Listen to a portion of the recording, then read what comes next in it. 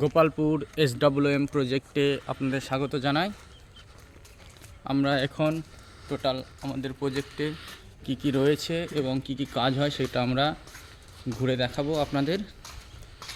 আমরা বিভিন্ন জায়গা থেকে আমাদের যে গাড়িগুলো আছে সেই গাড়িগুলো করে আমরা বিভিন্ন অজৈব পদার্থগুলিকে এখানে রেখেছি।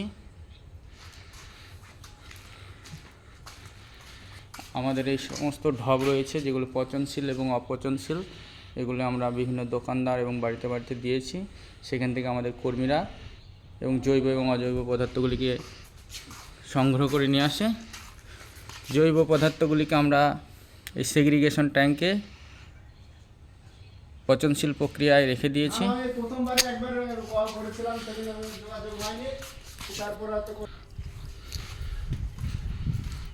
এই আমাদের মহিলা ওয়াশরুম এবং আমাদের অফিস রুম।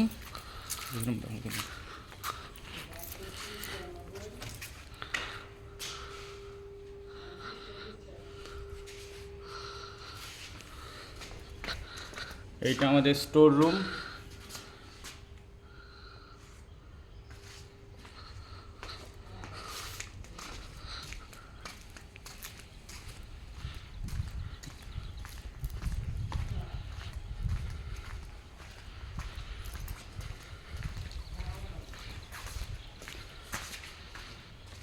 এটা পুরুষ টয়লেট। এইগুলো আমাদের সেগ্রিগেশন ট্যাঙ্ক। এখানে আমরা জৈব পদার্থগুলিকে জৈব সারে রূপান্তরিত করতে রেখেছি।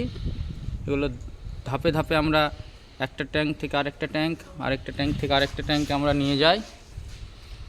এর আর্দ্রতা ধরে রাখার জন্য আমরা উপরে কচুরিপানা দিয়ে ঢেকে রেখেছি।